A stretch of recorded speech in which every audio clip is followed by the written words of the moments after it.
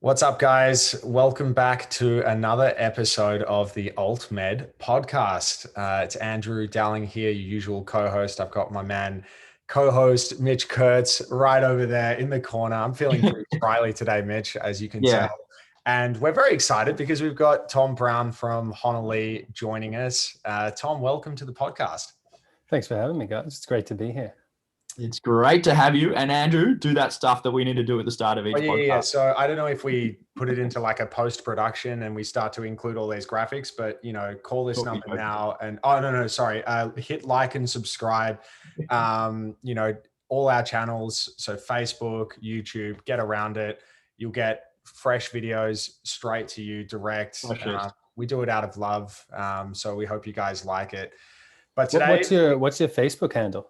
Or your YouTube AltMed. Handle at AltMed? Okay. Yeah, cool. At AltMed. Look, we're gaining a bit of traction. I think we're up to now sort of in the vicinity of 40 views per video that we've put out. So, most of that is, our family members and friends, but, we're getting there.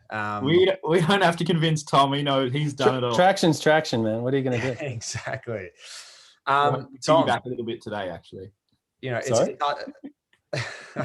Piggyback off the Tom Brown coattails today. Oh, please. I don't have long coattails, so it's all right. So I guess we start by asking Thomas a little bit about Honahlee. Where'd you come from? How'd you get there? How does you come to be the dominant force in Australian cannabis media? Where did the love come from? What's your background? Wow. Well, I hope that I'm the dominant force, but I don't know if that's true. I'll take it though. It's a win. You're getting traction. I'm getting wins, so it's all good. Yeah. So I guess I'm originally from America. Grew up in New York, and cannabis has been around me forever.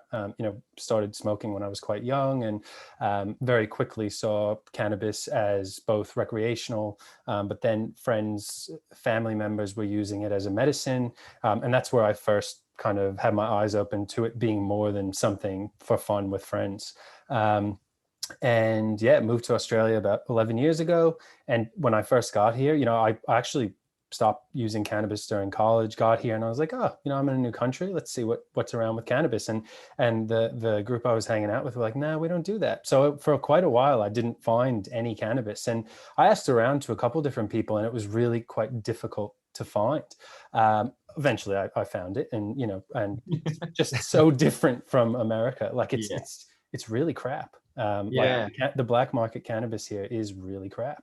So I guess fast forward, that was 2011, now 2018, late 2018. I've always worked in startups and was really disliking the company I was working at. A lot of different things were happening. I had been made redundant from another one a year ago, and started thinking about, I've always thought, I want to have my own business. Started talking to my current business partner about what we could do, and started to see some articles in the Australian Financial Review and different startup things about cannabis being the place to be. If you want to get in now. It's still early, medical is legal, but people still don't know what's going on.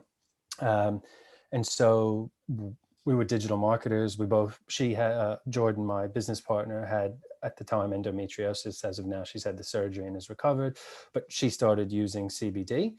And my wife has fibromyalgia. And at that point, she had already started using illegal cannabis for fibromyalgia, and that had helped a lot. I have chronic back pain. I was using it for that. And so we put out a survey just to see what people knew about cannabis. Australians, I should say, knew about cannabis, and it was pretty dismal. Most people didn't know what CBD or THC was, other than, it gets you stoned. When you ask where they got their information, it was, your typical stuff, High Times, Leafly, all the kind of rec stuff. I guess Leafly is not so much recreational, but, the US or Canadian rec stuff. And so we said, we've got a digital marketing background. We know about cannabis, and we think we can get into this space. So we created Honahlee with the goal of educating Australians about cannabis. And so that was, I think it was like it was 2019. Yeah. So it was like a year and a half ago, a little more than a year and a half ago now. Put up our guide to accessing medicinal cannabis, got some traction on that, and then went, all right, yeah, well, people like it, so let's go for it. And so here we are, just continuing to build out content around about cannabis, mostly medicinal at this point, because that's what's legal.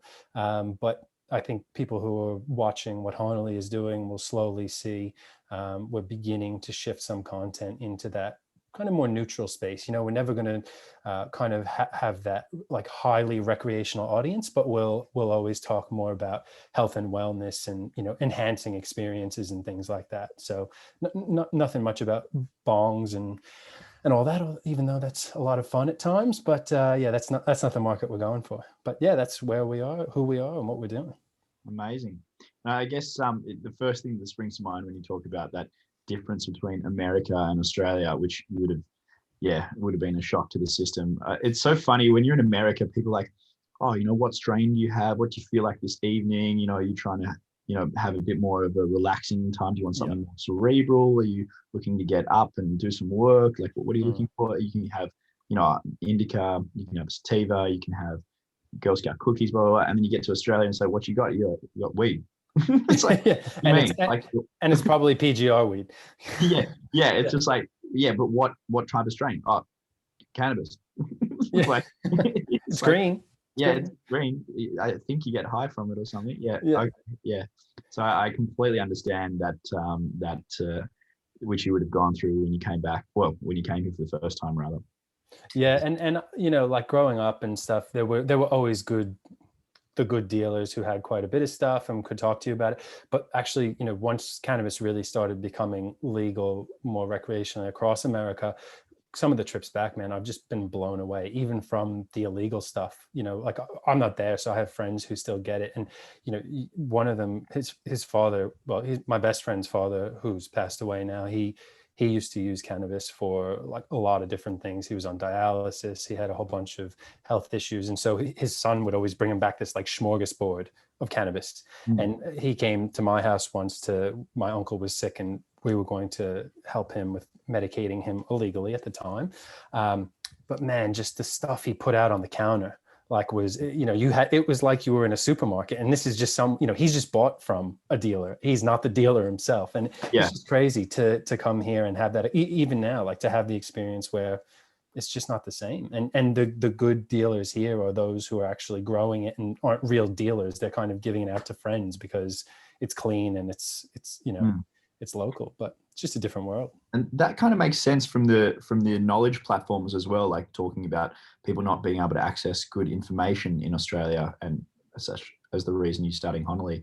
Like, I guess the information, when you have that kind of culture behind it, just kind of emerges as it has in America. Like when you go to a dispensary in America and you meet a bud tender, it's like meeting a sommelier, except almost more passionate. Like people really get around their cult following of whatever cannabis they're into, or whichever brand, or this Emerald Triangle kind of, or whatever county they're into at that time.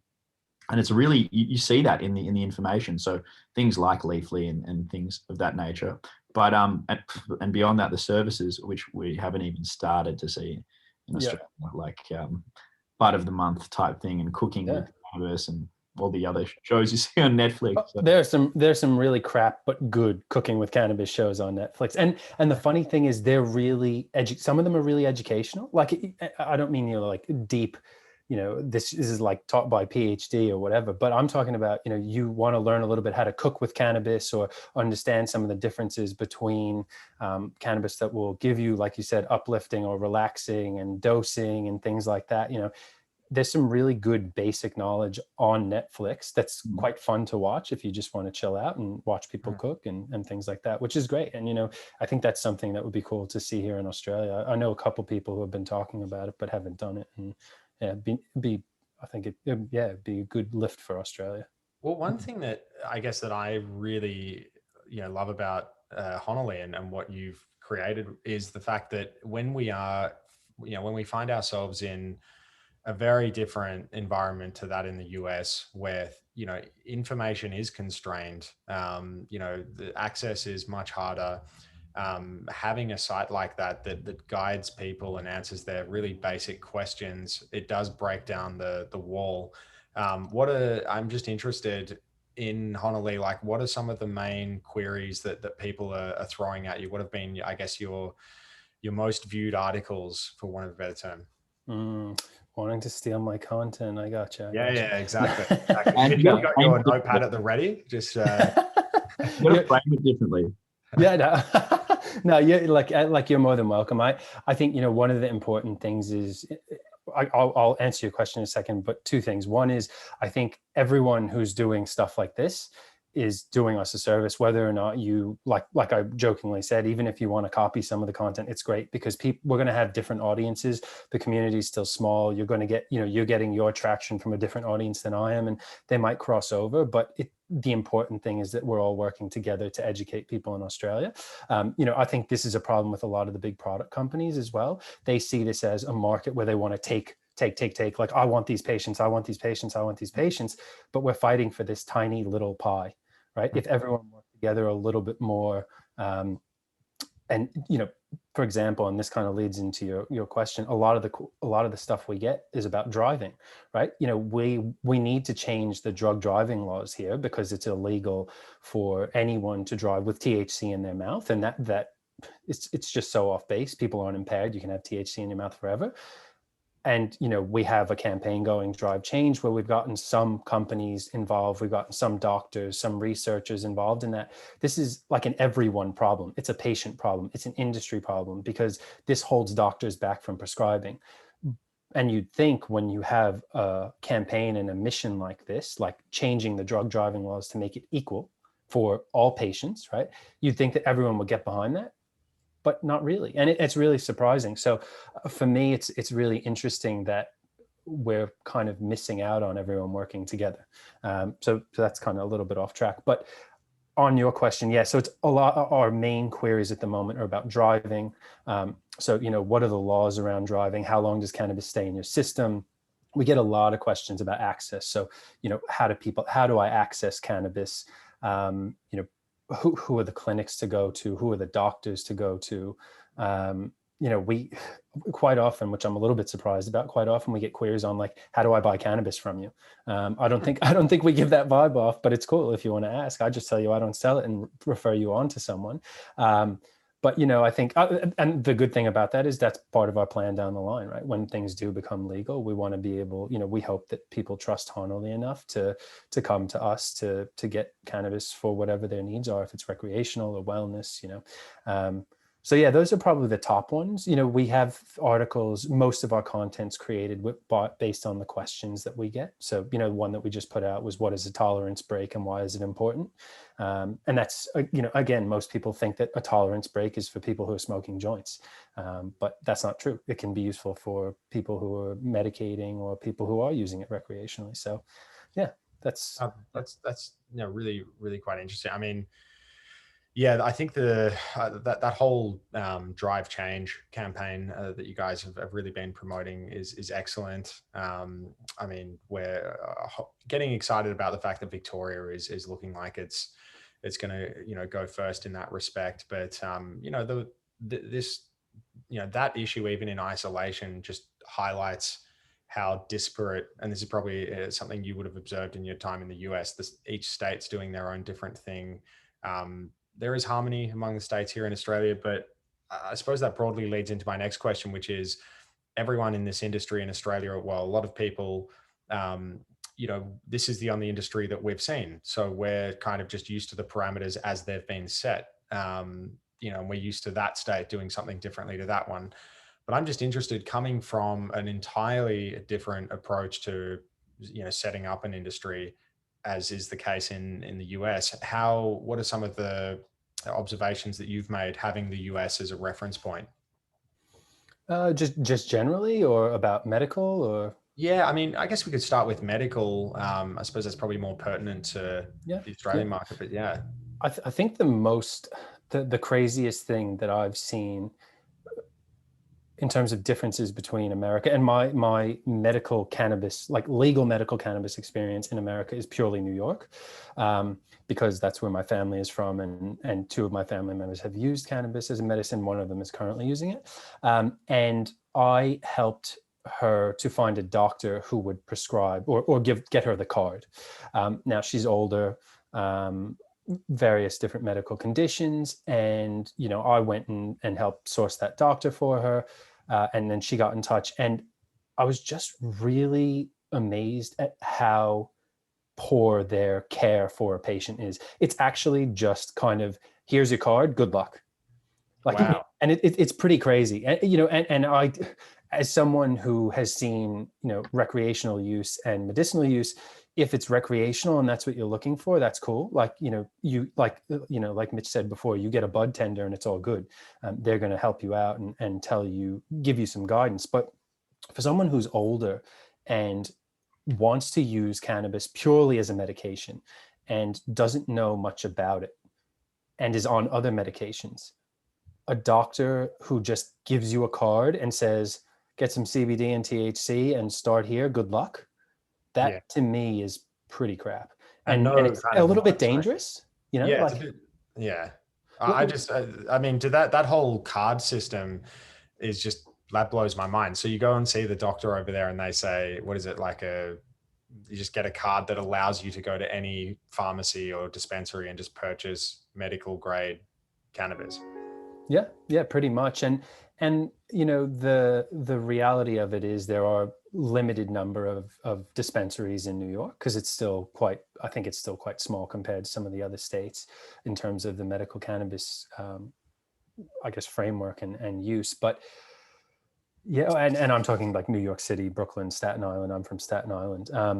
But yeah, it's just so different. It's a different world. And for someone who needs help and needs guidance and needs counseling, it just doesn't make sense. So I think when I look at that versus what we have here, like we're on the other end of the spectrum where it's almost impossible to get it. And I say that loosely because it's quite easy to get, but it's expensive. And, the doctors still will laugh you out of a room. I've heard some crazy stories recently about doctors just being horrible to people. And then but at least once you get it, if you get it from a doctor or a clinic, they're actually going to counsel you through it and check in on you and make sure that you're using it in a way that will benefit you and give you some guidance if it's not working. That's important for a patient. Whereas in New York, and this is my experience, right? I don't know that this is the same with everyone. But yeah, it's just very lackluster and very useless for a patient. Doesn't know what they're doing.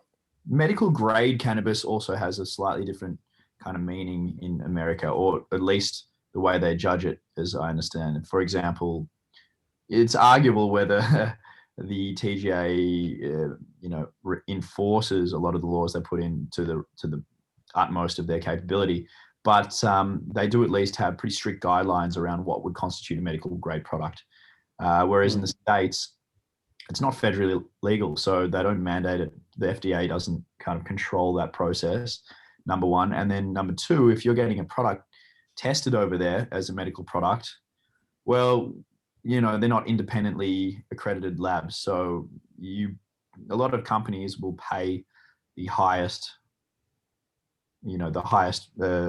ratio they can find so that they can say, hey, we've got a 19%, you can get it tested in the States is what I'm trying to say, and get 3 different ratings of your cannabis, or 3 different what was the term I'm looking for? Ratio of cannabinoids.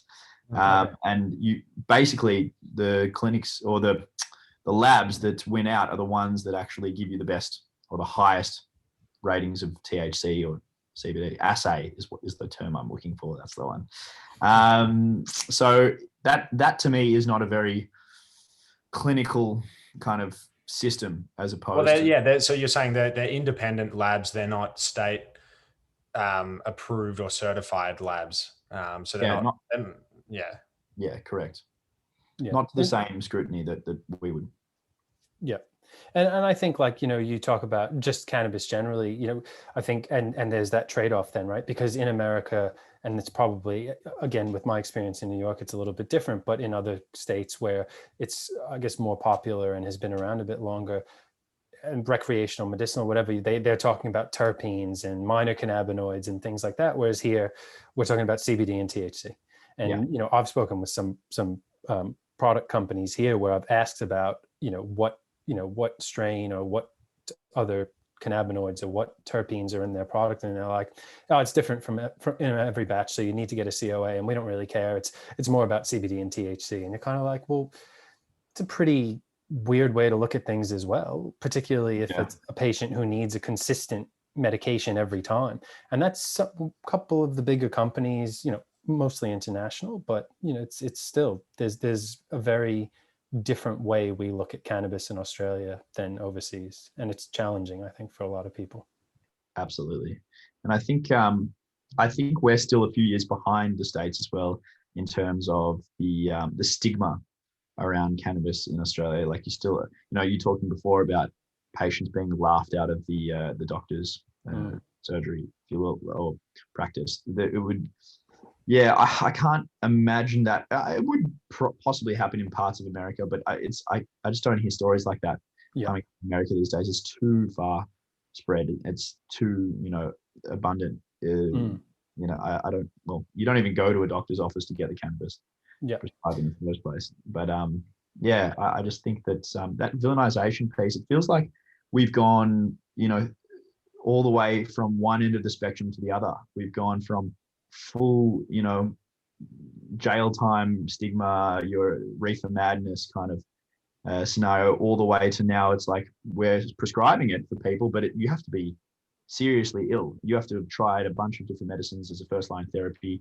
You have to be, you can get it approved straight away if you're through SASA if you're terminally ill, or for palliative care. But it feels like we've gone from this one end to the polar opposite end very quickly, and I just get your thoughts on that, Tom.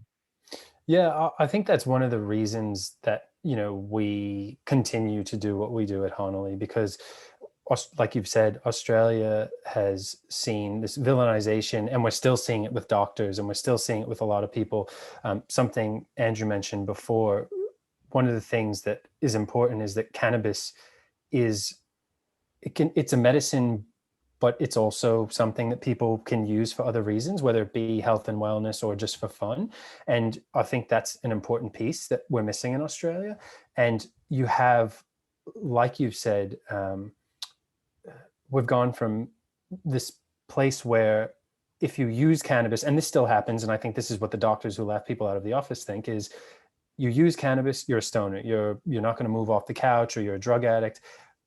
But it's okay for someone who's dying, or someone this is a last resort. But the reality is the majority of people using cannabis, whether it be medicinal or otherwise, are everyday Australians. They're people like us. They're lawyers. They're doctors are using cannabis, right? Like it's something that people don't want to talk about. Nurses are using cannabis, whether it be CBD or CBD and THC. It's something that the media doesn't talk about at all. When the media shows things, you look at the news, you get evening news, it's a child who's dying or an older adult who's dying, not, me who has a back problem, who uses cannabis a couple times a week. But that a person who's been playing sport their whole life and has injuries, athletes, there are professional athletes, ex-professional athletes in Australia using cannabis for whatever reason, and it's not being talked about, and that continues or keeps that stigma and taboo going. And that's something I think that's really important for everyone to help break down. And regardless of the people, whether people are in medicinal cannabis or whatever it is, if you ask them, most people will say, oh yeah, I think it's, people should have the right to choose. Alcohol kills far more people in every day than cannabis kills in years. Cannabis alone has never killed anyone, as far as we know. So it's just crazy to me. And that's part of what we want to change. We think of Honahlee as the place for education for the conscious cannabis consumer. Right? It's not a medical consumer. It's not a recreational consumer.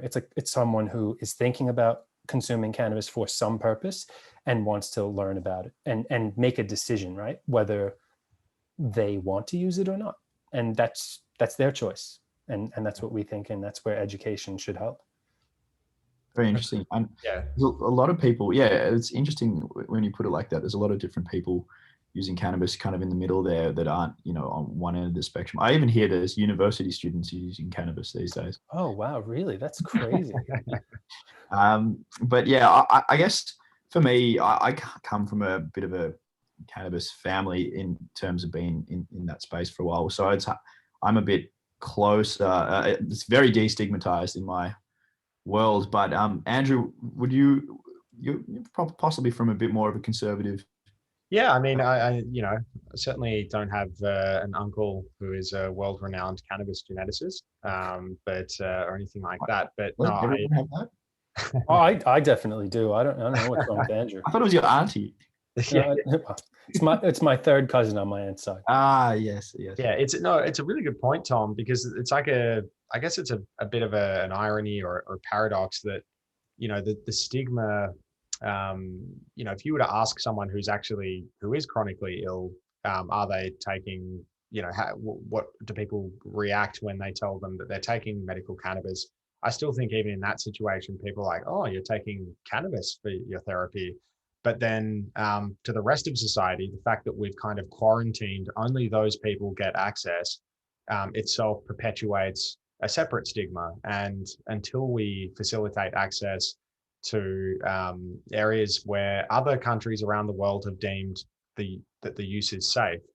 So, for example, as a novel food ingredient, or in a recreational context, if we just allow the pharmaceutical industry to almost control the narrative and be the only ones that have a say in access, then I think that we're really going to be stuck with what we have for quite some time. So I'm fully on board, and I have to say, I think Honahlee actually does a really good job at not just being a restrictive information resource that only deals with hey, this very small like legal market. I feel like just general information about cannabis on the site is really helpful. Yeah, cool. Thank you. And on that, I think, we're seeing a lot of on the, if we keep going in this direction, we're seeing a lot of different things happen with recreational cannabis. So, the recent bill into New South Wales, which got shot down to legalize recreational cannabis, but we're seeing different states and different politicians beginning to push more and more to legalize recreational cannabis, and surely some of it is just there to ruffle feathers and get it on as a topic, and we know it's going to get shot down. But I think one of the things that I think is really important, and I hope that other people kind of see this, is medicinal cannabis, the way it is now and the way it's growing and the way the population of people who are using it is growing, these are all steps towards legalizing cannabis recreationally. It doesn't feel that way, but it definitely is, because, and even with driving, right? The second that we change the driving laws, then we have data. It doesn't matter if it's medicinal or any other cannabis. Then we can go in 2 years' time, oh, look, people are driving with cannabis in their mouth and the world hasn't ended, and people aren't dying from car accidents every day. One thing I was talking about just today with a few people is no one has brought up the fact that CBD is now legal over the counter. Yes, it's not in pharmacies, but there's 1% of every, 1% of the cannabinoids in that over-the-counter CBD is allowed to be THC. So if the law doesn't change by the time that we have our products over the counter, what's going to happen? People are going to go out, buy a bunch of CBD over the counter. They're definitely not going to be impaired from the amount of THC that's in them. But now we're going to have 1 billion people getting roadside swabbed and punished because they took a CBD, like a drop of CBD. It's crazy, So all this stuff adds up and will help when it's really time to fight for recreational legalization. And it'll be interesting as well to observe the order of states as we did with access to medicinal cannabis, because I recall it was first half of 2016 that Victoria went first.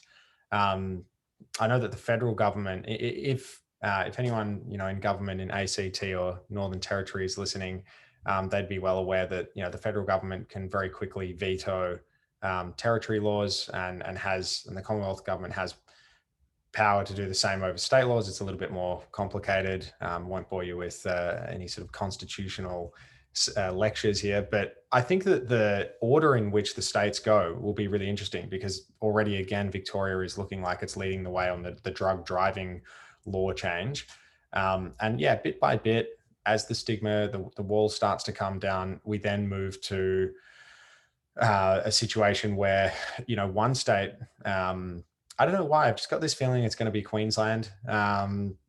It's the big pineapple might become the big pineapple express. I don't know, but I feel like it's going to be Queensland, and one of those states, whoever it is, will lead off, and then it really will be a real pressure cooker for the federal government to sort of say, well, we're going to intervene, and if it wants to intervene, I don't think that the Australian public by that time, I don't think it'll pass the so-called pub test to just intervene on ideological conservative grounds. I think there will need to be, given that we've had such a focus from regulators to date on, safety and things like that, I think they'll need to back up why they'd be intervening to prevent recreational laws from coming into force.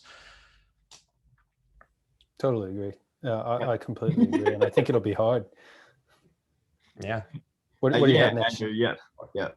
Yeah. No, sorry, Mitch. You had a thought? No, I just like making fun of you when you get a super legal political on us, which is the people like it. He threw Pineapple Express in there. You can't complain. Yeah, you're right. I actually do appreciate that. I thought that was funny. We're almost actually ready for your joke, Mitch. If you could just lead off with that. This is your moment to shine, Andrew. I'm gonna let you do it. Do you prepare jokes prior to these podcasts so that each of you has a moment for a joke? Yeah. I actually lent that one to Andrew for this podcast. Yeah. I much appreciate it. It got a good reception. Thank you, Mitch. It was good timing too. You almost went to constitutional law and then you dropped the joke. So it was like, oh, okay. Yeah. I can hear the people at home laughing. Probably applauding as well. Well, I think that's been pretty good so far, I would say. Are there any other topics? I'm thinking that I'd like to cap off this discussion with a little question for Tom. If you had to, it's more like it's a theoretical at the moment, but if you had to guess, we had legalization in Australia, what timeline would you put on that? This is dangerous because this is also, this is being recorded. So whatever you say now is going to be a soundbite that we'll probably replay whenever it happens. But let's hear. I at least hope you're asking everyone you interview this question, and then you can cut everyone together and maybe give away a prize to the person who was closest, but not too far. We are as of now, starting now. Great. I love it. And like, I hope that the prize is some sort of recreational cannabis related prize, because that would only be fitting, right? Absolutely. It'll be, annual subscription to Girl Scout cookie, big fat, baseball bat joints or something like that. I don't know. Wow. We'll have to work this out. Sounded like a magazine that I already read. Yeah. I was hoping you were going to send us over to the US to, go to a big expensive. Yeah. Dispensary tour. Yeah, exactly. Yeah. Or maybe if you guys open a dispensary, it could be a free tour through your dispensary. You never know. Hey, where do I sign up? I love it when you talk dirty. There you go. Yeah, well, it is illegal, so I am talking dirty. So I think, oh man, this is a really tricky one. I just think we have so far to go with so many silly little things. Again, the driving thing, it's crazy. And the fact that, by the way, you guys do know that in Tasmania, Tasmania is the only place where it is legal to drive with cannabis in your mouth if you have a prescription. No other place in Australia but Tasmania. So we already have proof that people aren't dying from car accidents with people using cannabis. Yeah, but it's ironic because it's the hardest place to get it. Yeah, but people still get it. It is the hardest place to get it, but a lot of Tasmanians still get it from the mainland through a clinic and stuff. So there's a bit of a misnomer as well. But yeah, anyway. So I think, man, I hate how long away I think it is. That's the problem. I hate saying it. I feel. Or even, look, we could give you that one, or also, if you want, for good measure. No. I've got to answer the question. Sorry, which state is going to do it first? Okay, we can go with both. Well, okay. So time frame, I think, is probably. Can I give a range, or do you want years? I want a year. I want a date. Year. Oh, he wants a date. Okay, we're gonna go with an hour. We're gonna go with February, and it's going to be So it's 2021. It's going to be February 2025. Not 20th of April. No. I'm going with February because that's when it seems like, the CBD became legal over the counter and a few other, it's kind of when the government likes to, or at least the medical side, but because they're doing their different reviews, but February seems to be a good month. Makes them so that's fun what to I'm get going. started into the year. Yeah, like not January would be great because it'd be like a New Year's resolution. Oh, we're all going to get stoned this year, but that's not going to work out. So I think February 2025 is my. He's on the record. He's on the record. February 1st, 2025. And is it a state or is it just wide or is it national? This is a tricky one as well. I think we're going to go. And we're talking full recreational, right? Like, because, ACT's decriminalized it. Well, I would say full rec, but I'm going to allow you to split it up between CBD and THC. Oh, wow. You think, yeah. I mean, CBD should become legal. Surely that would happen. You'd hope. I would imagine CBD would be taken on recreationally before THC. It's kind of like Europe. Yeah.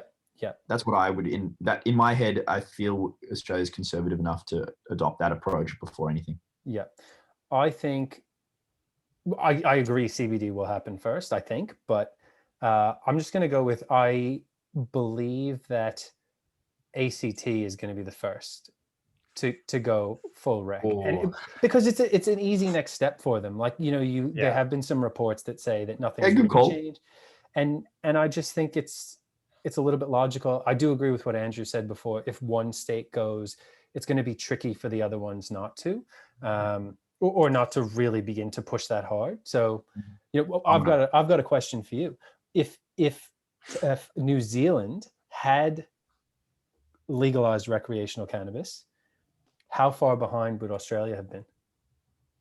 We don't really listen to our little brother in the East. It's kind of like, which is we only adopt things from there when they serve an image purpose, like we claim that Russell Crowe's Australian, like that kind of thing. Sure, but surely it would have sped things up a little bit, right? I agree. It would have completely expedited. You would have a data set that Australia would respect close by, as similar as you're going to get to Australia, in a sense. So I think that would have. You'd probably see a couple of years lag where they could collect that data, see what it did and study the effects that it had on the community and make a decision from there. Yeah.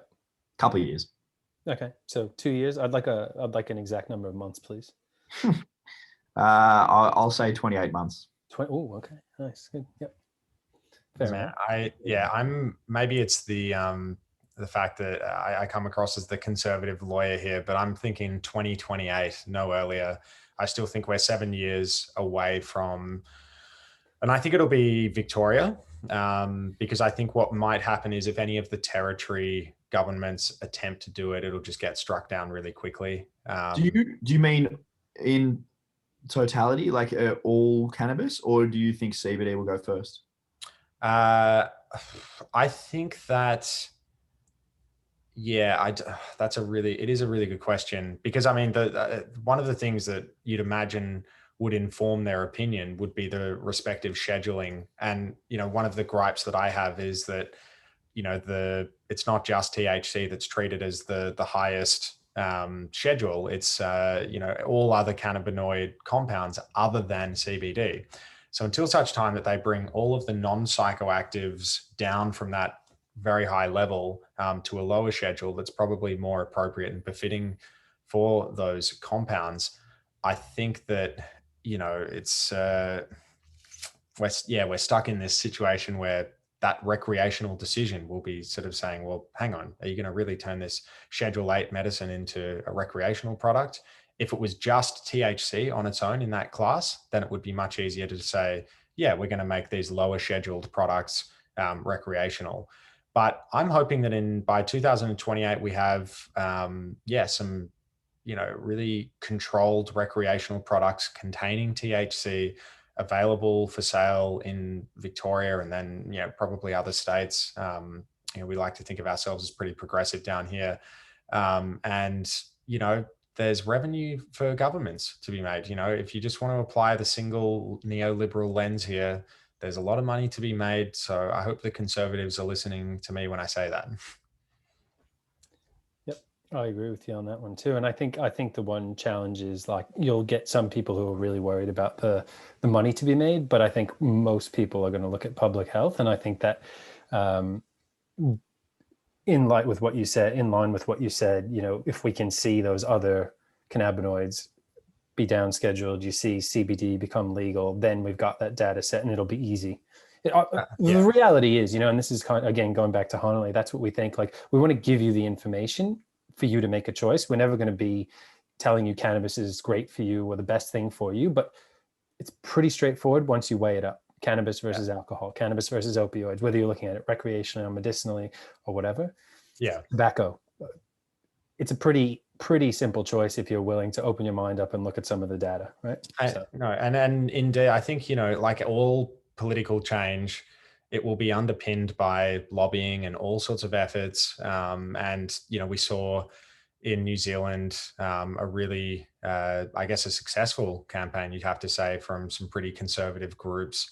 There's a lot of scaremongering about the move to recreational. It's probably actually a good episode to be had in the AltMed series, Mitch, if we can get someone from across the ditch to give us a bit of a rundown about how that campaign went, where it went wrong, and the aftermath. But yeah, I think all of that stuff will come to the fore in Australia. So it's, we have many battles ahead, but through the wonderful work that you do at Honahlee, Tom, it's definitely, bringing everyone up to speed. So we're very, very grateful to have you on our show. Was that a nice little segue, Mitch? That was actually brilliant. I was thinking in my head, what a masterful. Right, actually. I really you've definitely been the highlight of this one, Andrew. I'm not going to lie. Thank you. You are. It's excellent. Using all my techniques and jokes. You've been fantastic. You're a good mentor, Mitch. What are you going to do? Yeah, that's true. I'm not going to do anything. I'm just going to keep mentoring and being myself. There you go. That's what's really it's great. But I completely echo what Andrew's just said. It's been an absolute pleasure to have you on, Tom. Wealth of information, pushing the informational resource forward in Australia for cannabis. So we greatly thank you for coming on and sharing some time with us. And we'd love to have you on again in the future sometime and keep working together closely. Yeah, cool. Thank you. And you guys, I appreciate what you're doing as well, whether it be the CBD pharma stuff or AltMed. You're doing the same thing, really just pushing the industry and educational space forward. So yeah, it's great to be here. Great to have met you guys, and hope we can continue to work together as well. 100%. Thanks, Tom. It's an absolute pleasure. I think. All righty. Till next time. Take care. Thank you. Cheers. See ya. All right. Catch you later.